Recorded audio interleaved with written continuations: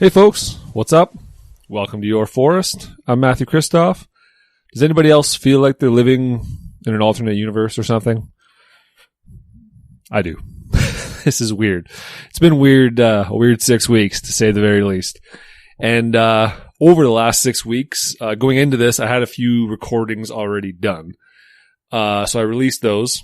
And since I've been stuck at home, I was trying to figure out how to do this. And doing it remotely is not my jam, but that's the only way to do it. So I went for it. And this episode today is going to be about COVID-19, just like everything all the media you're consuming nowadays, I'm sure is, unfortunately, but it's the reality. And I thought it would be prudent to do a few things. So I talked to 4 different people. Today we're only going to talk to 2 of them. The first one you guys are going to hear is Patti Campsall. She is the executive director for the Boreal Center for Bird Conservation here in Northern Alberta. And you guys have heard her before. She's been on the podcast twice before. And I wanted to talk to her about how we can connect to nature during this time when we're all stuck inside. And she's uniquely set up to speak to exactly that kind of recreation, fortunately. So I talked to her about birding and how people can get into birding and get into connecting with nature by just looking out their window, or by sitting in their backyard if they're fortunate enough to have one, or going for a walk just somewhere nearby. It doesn't have to be in, quote unquote nature, wilderness. Just go outside anywhere, somewhere. And when you're out for your walk around the neighborhood, and you can connect to nature in a real way, even though you can't do the things you want to do, like go to your trails, do your hikes, go bike riding where you usually like to go bike riding, go climbing or whatever, ATVing, whatever it is you're into, right? So the first conversation is with Patti, and it was awesome. You guys are going to like it. It just describes how you can get into it and how awesome birding can be, even during these times of social isolation and, lockdown situation. And the second person you're going to hear today is Brock Mulligan. He is the Director of Communications for the Alberta Forest Products Association. And I thought it would be a good idea to bring him on to talk about exactly how the industry is faring, what are the challenges, what's going on, just as a whole, not specific to any mill or anything like that, but just talking about what are the issues and how is the industry faring? What's it going to look like when we come out of this? It was a really good conversation, and I think you guys are really going to enjoy this episode. The next episode I have coming out is going to be along the same lines, but I'm going to be talking to Todd Zimmerling. He's the CEO of the Alberta Conservation Association. And we're going to talk about hunting, fishing, conservation efforts like stalking fish and pheasant release and that kind of stuff, how all that's being affected. And also to Ellen McDonald. She is the chair of the Department of Renewable Resources at the University of Alberta. And also, she's been on the podcast before.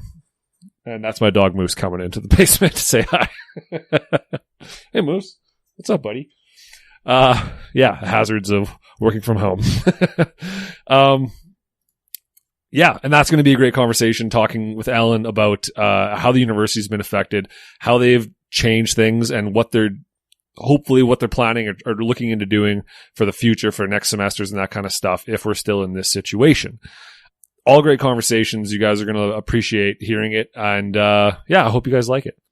Sponsors for this episode. West Fraser is the #1 sponsor for 2020. And I could not thank them enough for all of their awesome work, obviously in forestry and in sustainability, and for helping me out with this. Without them, this really wouldn't be possible the way it is. So thank you so much to West Fraser.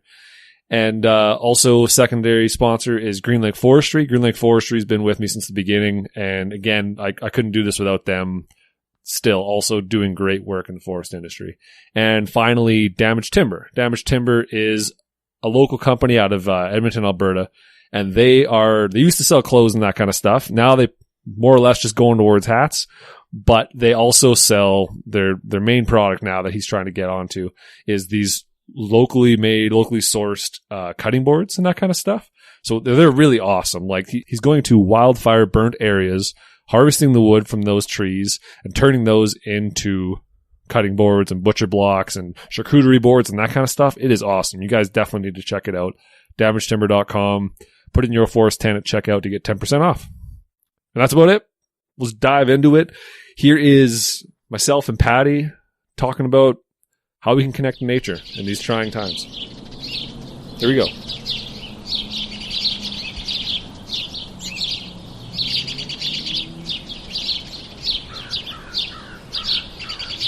Well, and birding's one of those things where there's so many scales. You can have like the hardcore birder that's got their life lists and they're hard into it and can tell you every bird they've ever seen. And then you've got the ones who just enjoy the bird in the moment. And yeah, they're all perfect. Yeah, no, that's exactly it. So yeah, I guess we can get right into it. We're kind of talking about it already. So I guess we'll start off like, what is birding to you? So you're always learning something new. You're always seeing a new bird. You're trying to learn a new song. I like puzzles and mysteries, so that sort of appeals to me. When I go holidaying, if I'm in an exotic place, I know I'm not going to know I'm not supposed to know the birds out there. So, but I just love sort of hearing something new, stalking it down, trying to figure field marks, trying to figure out what it is. I might get it right. I might not, but that's not the important thing. It's just that whole process of enjoying that bird and trying to figure out more about it. So I guess that's what I enjoy about birding. Yeah.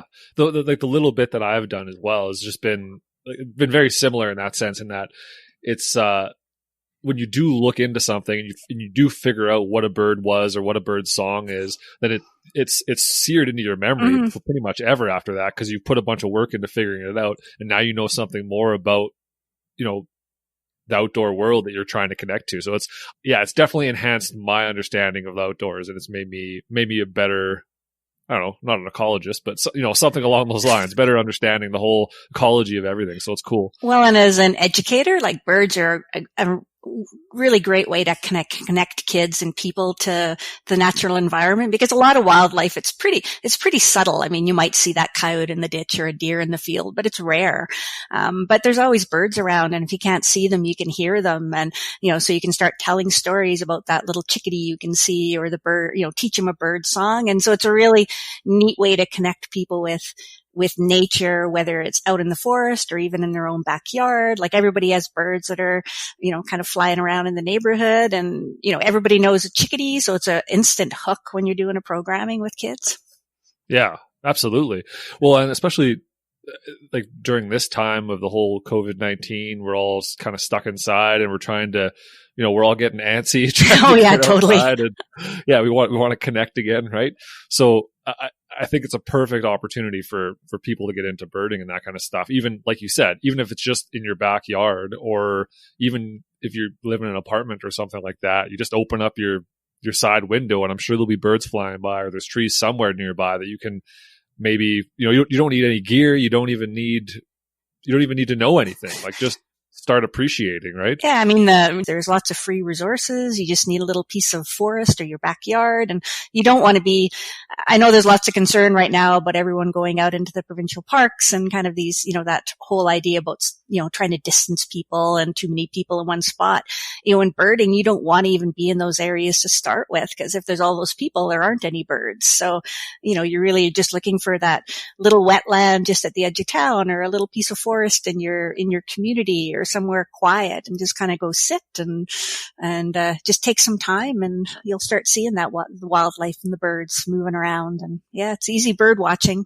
In fact, I've actually started where I'm sitting, the neighbor across the street has some really nice trees. So I've actually started my birding checklist from my computer. I actually saw some swans going by this morning. There you go. Perfect. Yeah. And I think that's, you touched on something that I thought was really important, especially in this time of the pandemic, and that was that I think for me, it almost starts at a place of taking a second to just go sit outside, take a deep breath, couple deep breaths, relax, kind of settle yourself into the moment, and then just listen. Start just by listening for something, and then listen to how many things you can hear, and don't, you know what I mean? Just try to enjoy that and start with that. I think everyone's feeling, this, we're virtually connecting with people out there, but in a lot of ways it's just you and your family, or you and your partner in your home, or you by yourself. And I think people are feeling really isolated and that need to connect to something. And I think that's why a lot of the social media stuff is just exploding right now. But so just going anywhere, just somewhere, peace, quiet, just sit. And like you say, just sort of breathe, close your eyes, just kind of listen to the wind and the sounds of nature and the bird, and connecting to something. And, it just sort of settles you and calm. For me personally, that's what I need when I need some R&R, is just that peace and quiet. It settles you. It kind of just connects you to, they talk about nature therapy, and birding is a great way to kind of get into that.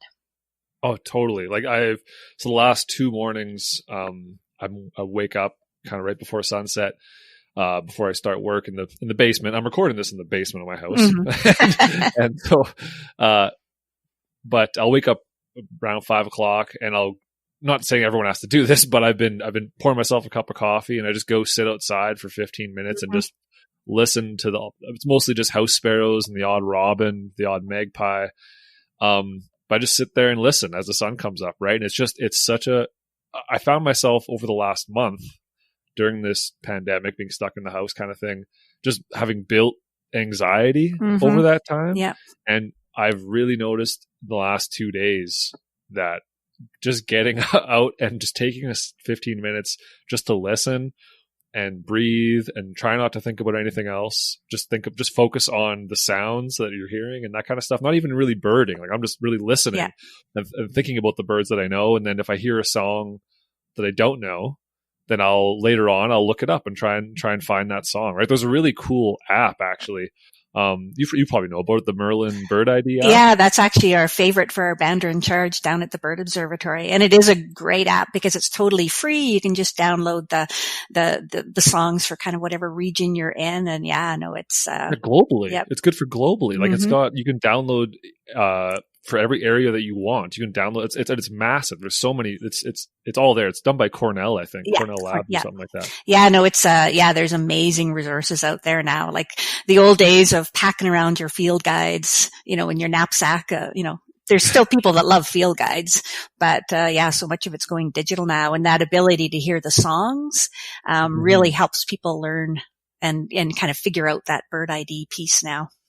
Totally. I think, anybody that's listening that wants to get into this, I think that Merlin Bird ID app is like a great place to start. Because like you said, it even shows you, once you find the bird, it shows you the song. You can listen to the song. Like, that's the one I heard. Or you can pick colors and sizes, and it'll give you a list of birds that, it could potentially be, and you can select from that. It's so interesting. But yeah. How do you think people should start? Sometimes when people are learning birds, what we recommend, especially with kids really enjoy them, is go out and find, especially this time of year. Here we go at the river mouth, someplace where there's some open water. And right now we're just at the beginning of spring migration, so the waterfowl are starting to move through. So the swans I talked about earlier, and the ducks and the geese. So they're coming in, and they're just kind of hanging out, either resting during migration or just hanging out waiting for these little pothole lakes to open up. And so they're great for learning because they're sitting ducks, literally. They're not moving, right? As opposed to little birds in the trees. So, again, you've got limited in number. They're big. They've got, especially the males have, pretty easy markings. So it's a great way to kind of, if you've got kids or even yourself trying to learn the waterfowl. So it's a good place to start. In the next couple of weeks, we're going to start seeing a lot of the songbirds migrating through. For us up in Slave Lake, the warblers typically start arriving mid-May, and then we'll have lots and lots of birds moving through and definitely a lot more diversity. So finding some spots to go, and we talked about it before, is it's not like you have to go hunting and hiking through the forest to go look for all these all these birds. Literally just find a spot. The birds will tend to quiet when you first get there because obviously you're disturbing them. But kind of go find a good spot, find a comfortable spot to go lean against a tree, and then basically just wait. Enjoy the moment, just listen to the sounds of nature. And what you'll discover is that forest will start coming alive, and you'll start seeing those birds. They'll get used to you hanging out there. They'll figure out you're not a threat. And then your bird watching will, it'll really pick up. And you talked before about the songs. It's just really listening. In the boreal forest, once everything greens up, it's really hard to see a lot of these songbirds, especially the ones that are kind of higher up in the trees, but you can hear them. So even just sort of really enjoying the sounds of them, maybe you can use those songs to figure out where they are, try and spot them, try and identify them. And then by seeing them and hearing them, it can kind of really enforce that identification for you. So the next time you hear that song, you'll know what that bird is. I love learning new songs every year. And every time I'm walking through the forest, I'm sort of doing almost like an auditory scavenger hunt. I always like walking through the forest and, like how many different birds can I hear? And the next time I go through that same bit of forest, can I hear a new bird? Yeah. And if you are going to the same area over the summer, it's fun to sort of learn what new birds are coming in, because birds will arrive at different times during migration. So you can kind of see who's new to the neighborhood, and it helps you sort of learn some of those birds over a month instead of trying to learn all of them in one day. So I've got a friend that every morning she gets up at the crack of dawn and she has her route that she walks, out just outside of town through there's some little wetlands and some forested areas, and she knows intimately the birds that are in there. And so she gets to see the young birds when they're fledging, and she gets to basically spend her whole summer with her group of birds. And that's one of the cool things about it. Oh, absolutely. And it doesn't need to take up a bunch of time and money. Just wherever you can get connected to nature, wherever there's trees or something, even if it's just on your sidewalk or whatever, there's going to be birds around, right? Like you said, if you can just focus on them, they'll be there, and it might help. Well, and if you're wanting to encourage the birds we often get asked by people, so, why I've put a feeder up, why aren't there any birds in my backyard or that type of thing? And a lot of it depends on the habitat in your neighborhood. But I mean, if you've got good diversity, right now people are looking at doing landscaping in their yards because, hey, they've got lots of time. But, if you're, but sort of look at creating your backyard, trying to make it more bird friendly. So, putting a variety of shrubs, variety of different kind of flowers, put out some feeders, with different types of seed in it, a water, a bird bath to give them a bit of a water feature. So if you create a place that birds have lots of options, lots of variety, there's cool things to eat, they feel safe in that neighborhood. You can literally just be sitting on your deck and watching them. In fact, I've got another one of our members in town here. I think the best birding in town is probably sitting in his back deck, and he's right on the edge of a green belt, and he's got all sorts of feeders, and the birds are crazy there. He's had, actually in this past winter, there was robins overwintering behind his place because, hey, it was an awesome place to hang. There you go. So you can definitely just enjoy it. You don't have to go out anywhere. You can be an avid bird watcher just sitting in your backyard. Yeah. And I think that's the big point right now, right? Is that a lot of people won't have the opportunity to get out into the bush or find a quiet place where they're not putting themselves at risk. They're not putting the public health at risk. And you know what I mean? Because a lot of people, their connection to nature is the river valley in Edmonton or some green space in the city where you probably shouldn't be going, you know what I mean, during peak hours and stuff like that. You got to be cautious. Well, and lots of those parks are, a lot of the provincial parks and the national parks are all closed right now. A lot of a lot of those green spaces are closed down. So, they aren't accessible. I mean, but you don't necessarily want to be at a place with piles and piles of people. But the other thing is, if you're really wanting to get into bird watching, I mean, when you're going out is early in the morning, long before all of the casual, walkers are heading out for their R&R for the day. So there's a real opportunity to go to those places in the off-peak hours, kind of just enjoy it like you do with your coffee in the morning, doing the same thing, just finding a nice quiet spot to just kind of enjoy it in the morning.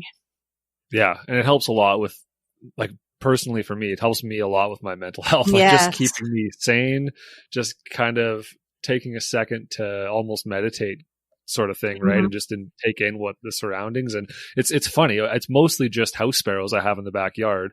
The odd robin comes through, or a blue jay or something like that, and magpies, of course. But I have a giant Colorado blue spruce in my backyard, and there must be 100 house sparrows in it every day, because it's almost deafening out there how loud they are, right? But it's interesting. It's really, really cool to just sit there and listen and watch them jumping around and doing stuff, and also just getting interested in their day to day, like not just their sound and what they are, but like, oh, what are they doing? Like, what's this one doing? What are they fighting? Are they mating? Is that one eating? What's it looking for? Is it building a nest? Like, what's going on? Yeah. Well, and later you'll see them, what they call provisioning, but you'll see them flying around with food, feeding their young. So it's kind of really neat just watching their whole little life cycle over a summer.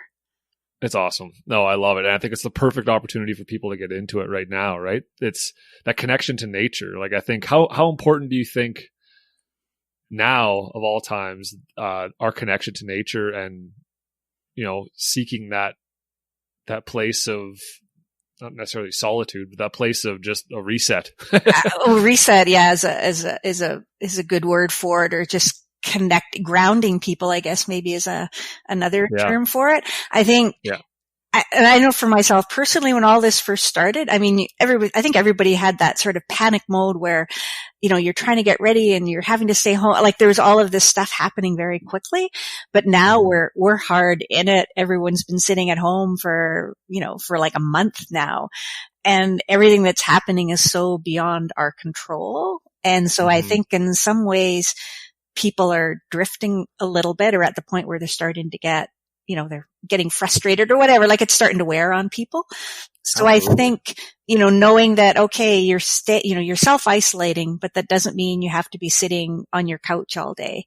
You can go out and safely with your family or as an individual, be still self-isolating, be distanced from, be practicing physical distancing, and still go out and have that breath of fresh air and get out of the house. Like, I was talking to someone the other day, and they just got in their vehicle and went for a drive, like outside of town, just for the fact they were seeing something new.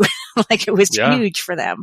So I think that piece is becoming really important for people, is just kind of getting out and kind of just being able to breathe. Totally. That's exactly what it is, right? Like, we're all getting frustrated. We all want to go outside. We all want to see our friends. We all want to go to a restaurant, go to a pub. We all want to do all of these things that we have some semblance of normalcy in our lives. We want to be able to control something.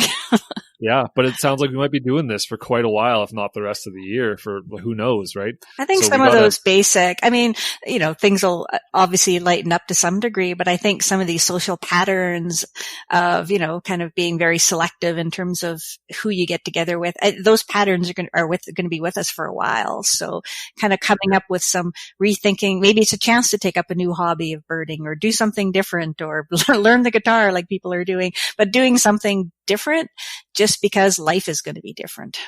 When we talk about some of that social networking that's happening, is even though birding often is a very solitary activity, it's a very social hobby. So, whether it's, there's iNaturalist and eBird and, lots of online nature groups. So there's a real opportunity to connect with people and find out what people, if people want to learn more, find out what's in their area on resources. There's huge network of birding groups out there that, would have lots of information for people.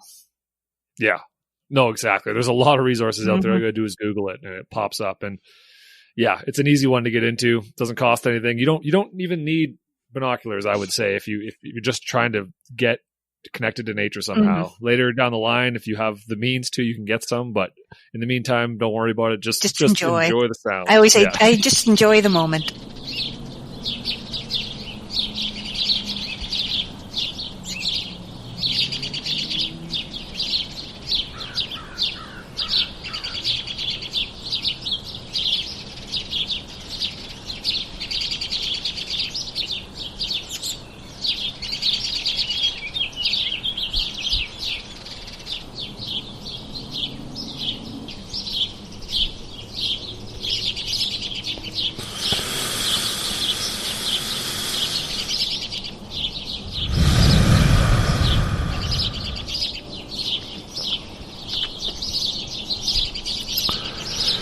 It is 5:30 in the morning, about 25 minutes before sunrise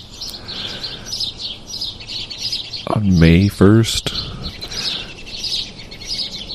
and I am just sitting in my backyard with a coffee, listening to the birds.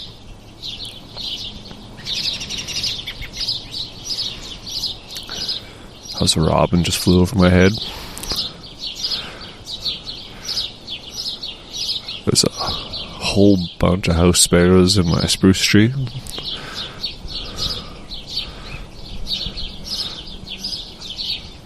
There's a crow nearby, a couple of them. Haven't seen any magpies yet, but I'm sure they're around.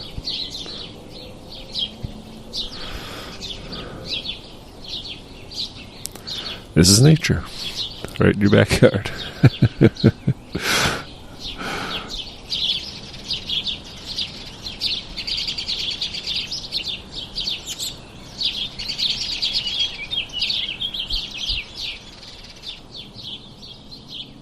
Wasn't that great? It was a good way to kind of start thinking about nature a little bit differently. Hey, like how can we don't have to be in the middle of the backcountry, the middle of nowhere to connect to nature, to find those, I don't know, start building those connections back up from this 6 weeks where we're all stuck in our basements.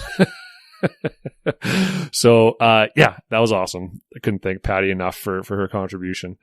And now we're going to Brock.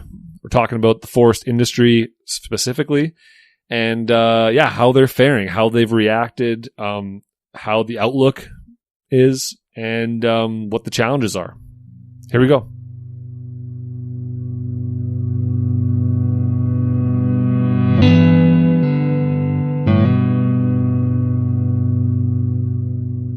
So yeah, maybe we should start off just quickly talk about your position and the AFPA and why the AFPA would be, why you guys are good candidates to speak about COVID-19 and with respect to the forest industry. Sure. So I'm Brock Mulligan, and I've been the communications director at AFPA for about 10 years now. It's a great job. I think this is the most salt of the earth industry out there. As an association, we've been around since 1942, so it's been a heck of a nice run for us. We represent the vast majority of the forest industry in Alberta, all of the pulp producers,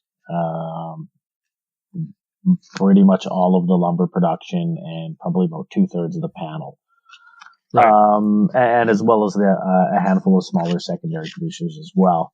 So I think that we have our finger on the pulse of the industry, and have gotten quite a bit of feedback from our members about how this COVID thing is affecting them. So, yeah, we're just kind of all in it together, and with people who really, really care about what they do.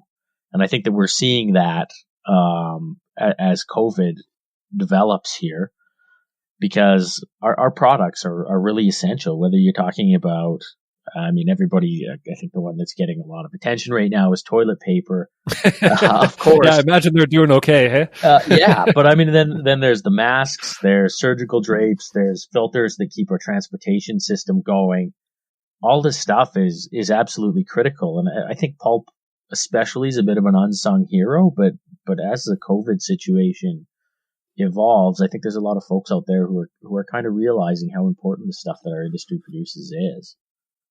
Yeah, no, for sure. I think it's kind of behind the scenes. It's not people don't really think about it all that much, right? It's tough to get that message out there, but no, I totally agree. So maybe we can talk a little bit about just on a very surface level, how the industry is faring all in all from your perspective. What's going on?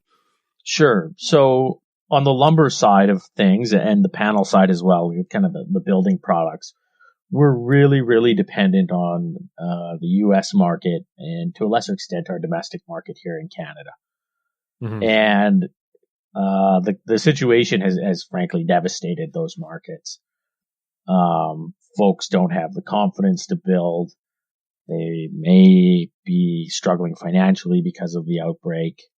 Construction sites are shut down in some jurisdictions. So the building product side has really taken a big hit. And I think that we're starting to see a little bit more optimism now that we've kind of seen that there's an end to this with some of the European jurisdictions and what that looks like. Mm-hmm. And so folks are realizing that, there is life after the COVID crisis and that we need to prepare for that. But at the same time, those products have been hit pretty hard. Right. On the pulp side, of course, it's a bit of a cruel tease for our pulp industry, because on one hand, there's really strong demand for some of the hygienic products like toilet paper and the medical supplies that I just mentioned. And the trick there is that those products all use softwood pulp. And in order to make them here in Alberta, first of all, the log goes to the sawmill where they make lumber, and then the residuals go over to the pulp mill.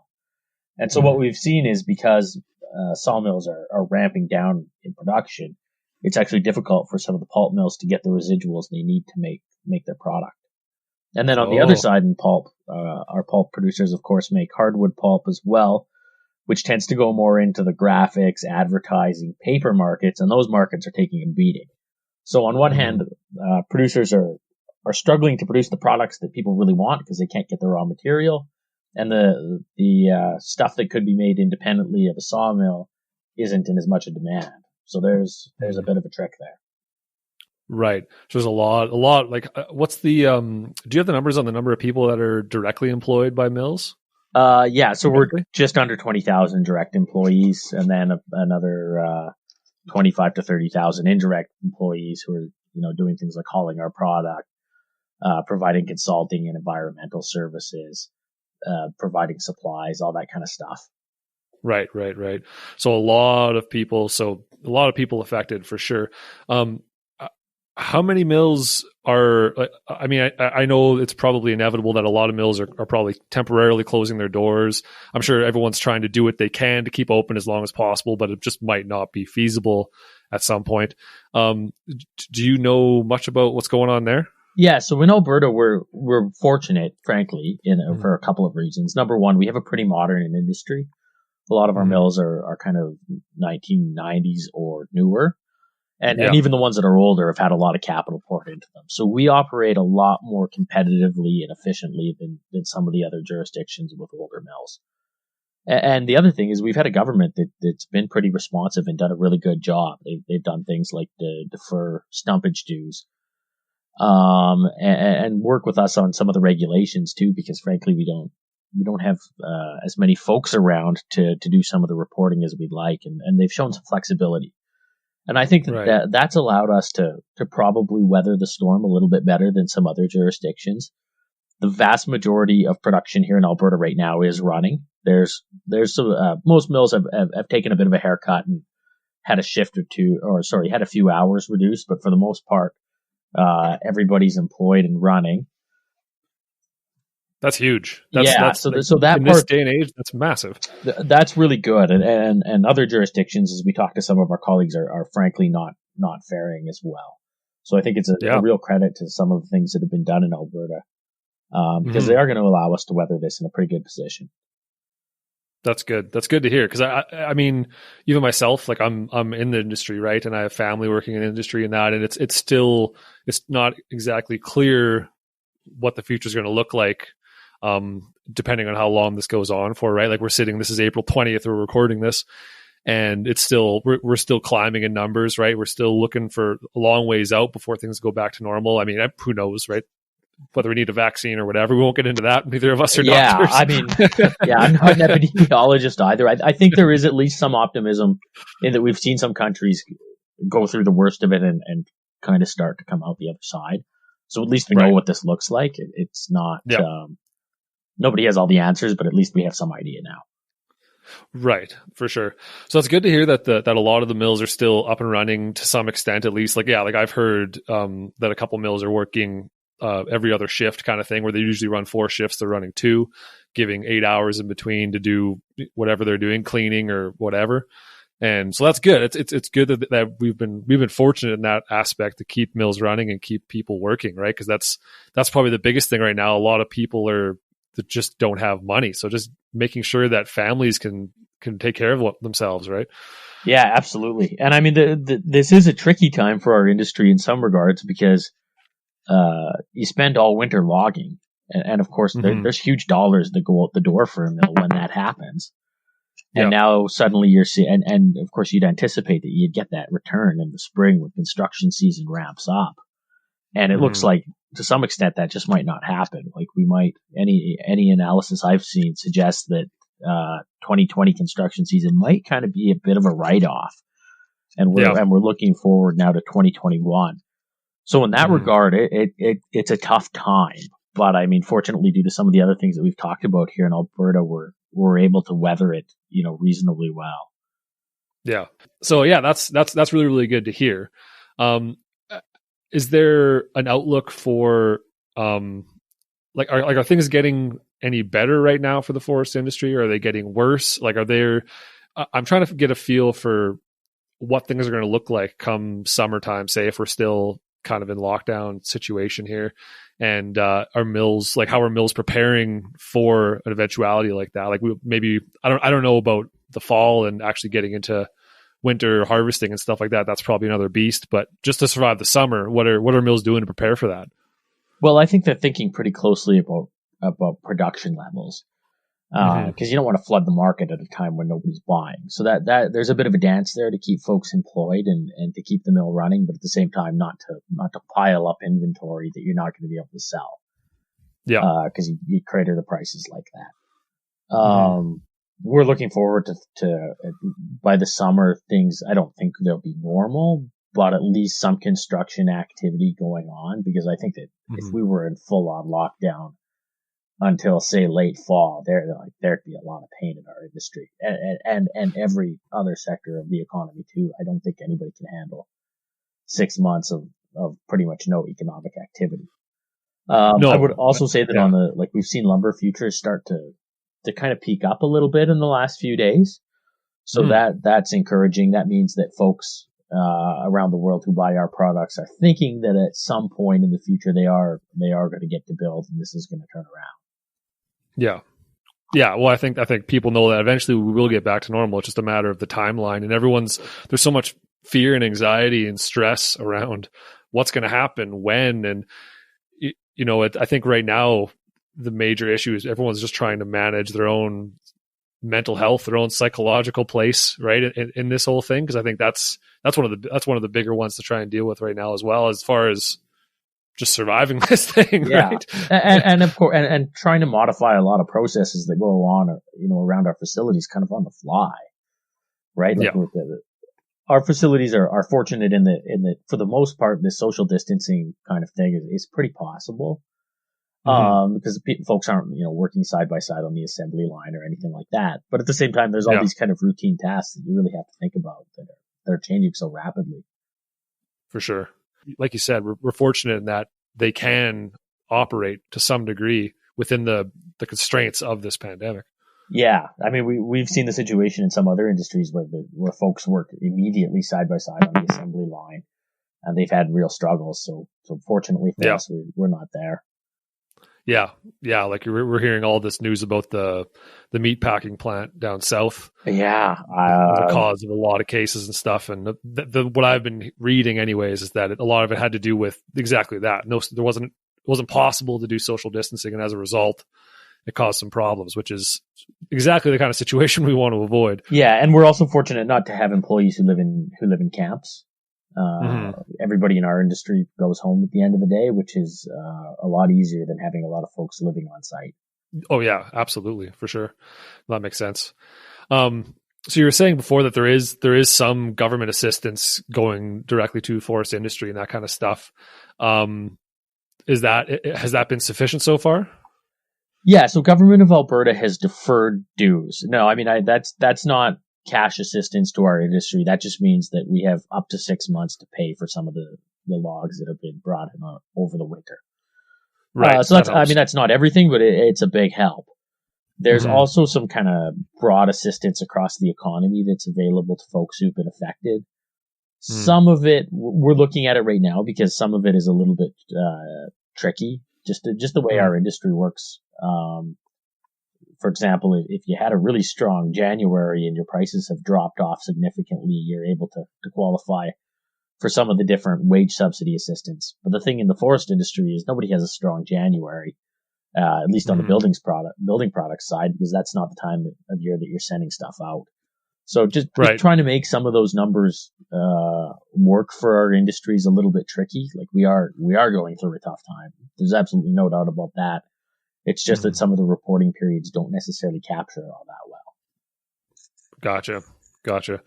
So, I mean, you sound pretty optimistic. You sound like the forest industry has some built-in resilience and some capacity to innovate a little bit and change the way they do things to manage around this pandemic.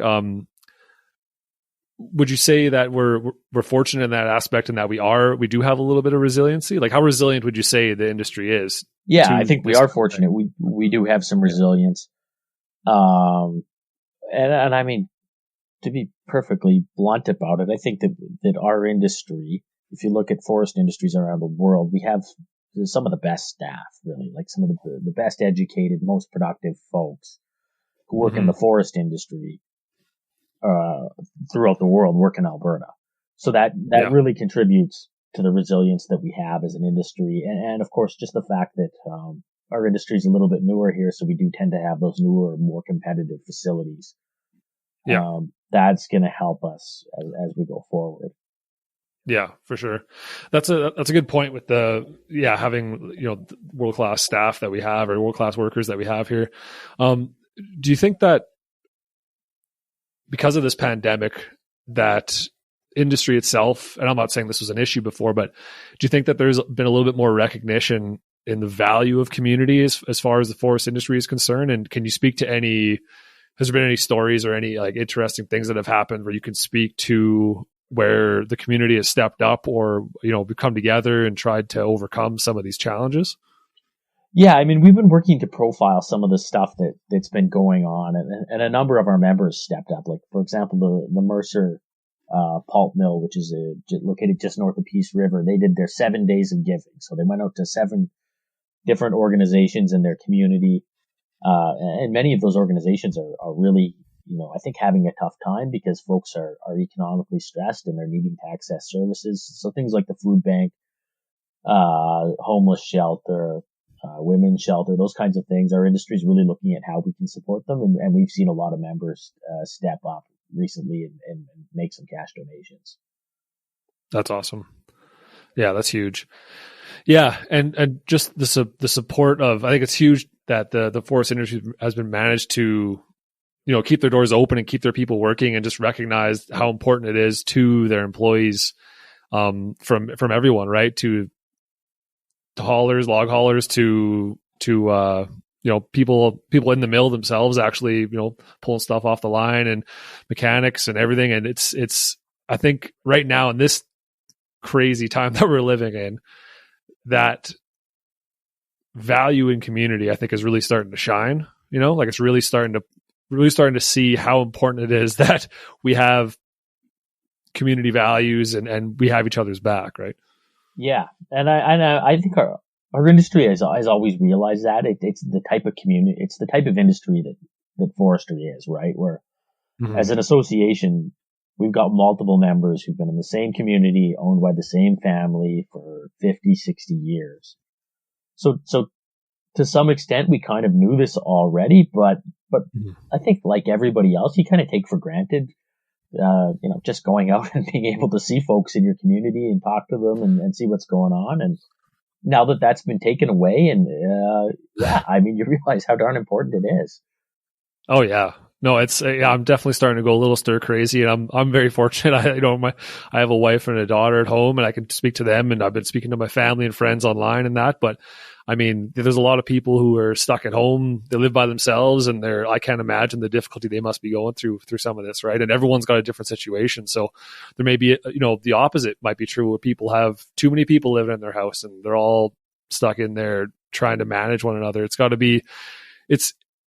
It's really pointed out the importance of community, but it was, as well as just normalcy, right? Like the importance of having some kind of schedule and a place to go to be alone as well. It's weird. Yeah, I got to go to the office one day this week, and I've never felt so stoked to go to my office. I know, same. I came to like I was telling you earlier, I came to the recording studio to do this because no one's been here for a month, so I'm safe. But yeah, it was. I've never been so excited just to come to the office. There's no one here, but it doesn't matter. Yeah, yeah, it's been something else. So some of the other challenges you're talking about, you were saying right now that we have to be careful not to, fill up the market with a bunch of product that's not being used. So I'm assuming that has a huge role to play in keeping mills open and not overflowing the market. Like, what are some of the other challenges that are facing the industry at this time? Well, I mean, transportation is always a challenge in our industry. So that, and obviously any type of outbreak where you start seeing things locked down and folks being unable to interact, causes huge challenges on the transportation front. So that I think is a big one. The economy kind of at large is a big challenge, but there's also that psychological, kind of element to the economy, right? Mm-hmm. And even though, I mean, a lot of folks are hurting financially, and even those who aren't, don't necessarily want to go out right now and embark on, a big buying spree for a building project. And that kind of uncertainty and psychological, reticence really hurts, everybody in the economy, but it's definitely a challenge for our industry. I'm not sure. I don't think there's a solution there. You just have to ride it out, but that's tough. Yeah. Oh, no kidding. Absolutely. There's just so much uncertainty in every aspect. You go out in public now, say you have to go grocery shopping, and everybody kind of treats everybody like, I don't know, like you're a bad person and like stay away from that person. Like it's weird having these 2 meter bubbles around us. And it's even in 2 meters, outside of 2 meters, people start getting within like, 4 meters of me. I start going, what are you doing? Where are you going? What's going on? Yeah. Are you gonna lie, eh? Yeah. Like you just kind of, it's going to cause some really interesting changes in our society on the other end too, right? Like there's going to be so much social anxiety, I can imagine. And I sure hope it's not permanent, Matt. I hope that this blows over in a couple of months and we can all go to the pub again. But yeah, I mean, who knows, right? Oh, I feel bad for the service industry, right? Restaurants and that kind of stuff that are just, they have like, I don't know how you help them. Like, I don't know how you fix this, right?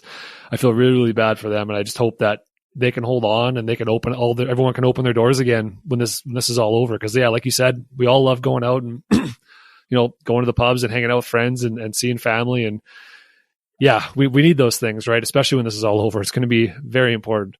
Yeah. I mean, I think in one day last month, kind of as things were closing, I went to a restaurant, I went to a promotional items place that we deal with, I went to a dry cleaner, and I talked to an ad agency, and all of them were just small businesses that were knowing that they were going to just be absolutely devastated. And I mean, it's heartbreaking.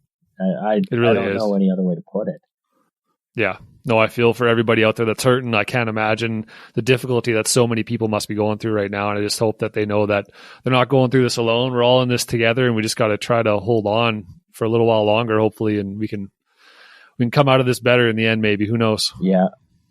Yeah. So how do you think, this is kind of an odd question, I guess, but how do you think we can come out of this stronger as far as, I'm talking about the forest industry and that, are there any opportunities in this for the forest industry in Alberta or Canada or whatever, once things get back on track where we can become a bigger role player in the world markets and maybe provide sustainable materials to more places or whatever? Well, I mean, I think that one of the big opportunities is that folks have started to, as we talked about earlier, see how valuable our products really are. Yeah. So there's a definite opportunity there. I think there's probably an opportunity for Canada at large. We've seen that the Canadians number one, we band together. And number two, like, we're pretty darn organized, even in a crisis. This place is not falling off the rails. Product is still getting delivered. even though the world around us is experiencing a really tough time. And I think that there's a chance to brand ourselves there as a reliable supplier. That,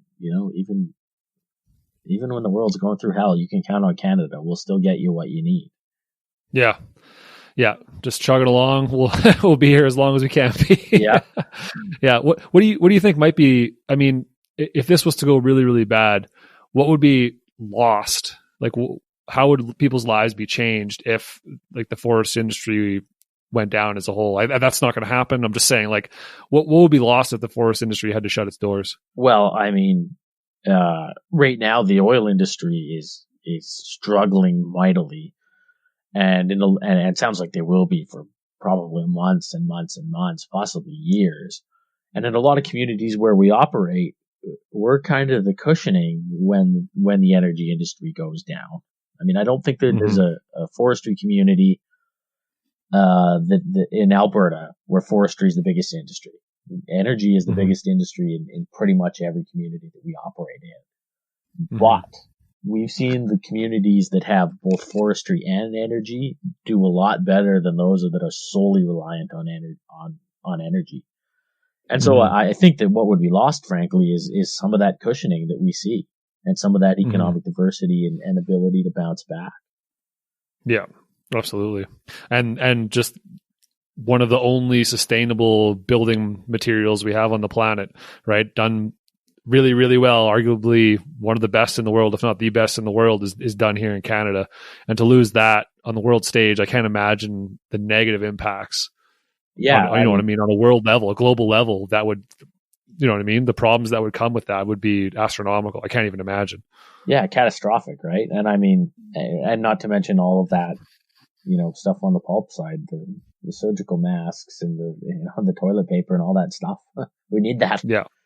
Yeah, no, wood products and just period in general, right? So, yeah. Well, I'm optimistic that things are gonna, like, I mean, we're, like you said, we're fortunate enough to be able to operate within the confines of this pandemic to some extent.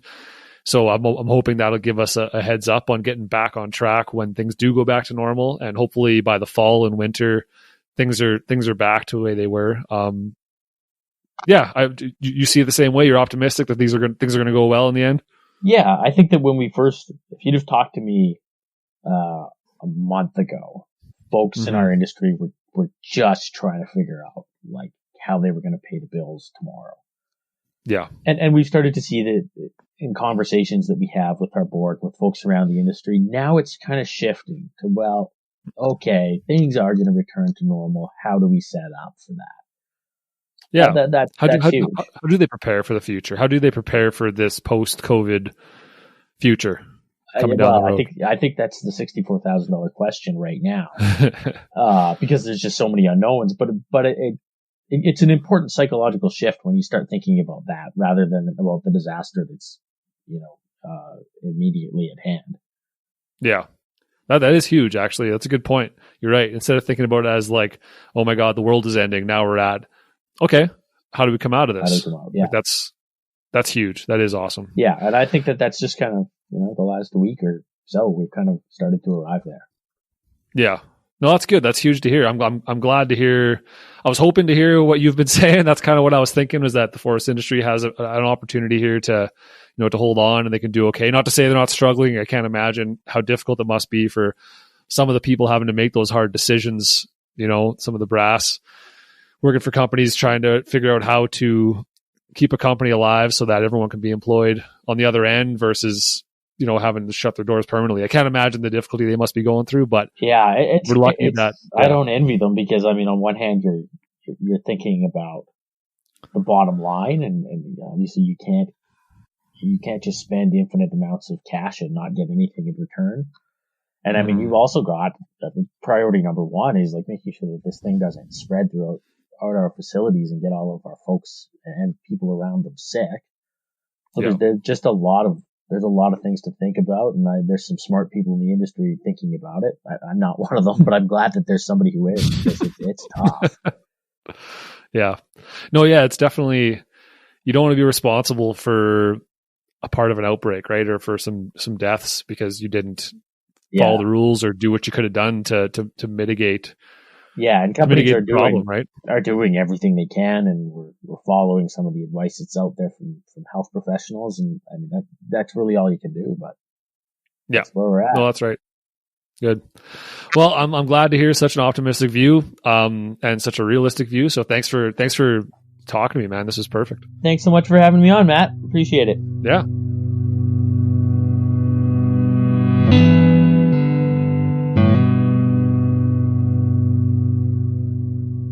Thanks a lot for listening, guys. I hope you got something out of that. I know this was a short episode, a little different than what we normally do, or what I normally do is just me. But yeah, I think it was important to do. So one more episode coming out next week along this same vein. Again, we're going to be talking to Todd Zimmerling from the Alberta Conservation Association about hunting, fishing, fish stocking, that kind of stuff. Just like how people can get out in the outdoors and enjoy their regular activities ethically and by, not putting themselves at risk or others at risk. So yeah, that'll be good. And then also talking to Ellen McDonald from the University of Alberta, talking about what happened with them. How did they deal with this? How are they going to deal with this? How it affected students, staff, how it's affecting research, all that stuff. Yeah, that'll be next week. So thanks again for listening, guys. Take it easy. Stay safe. Wash your hands. All that good stuff. See ya.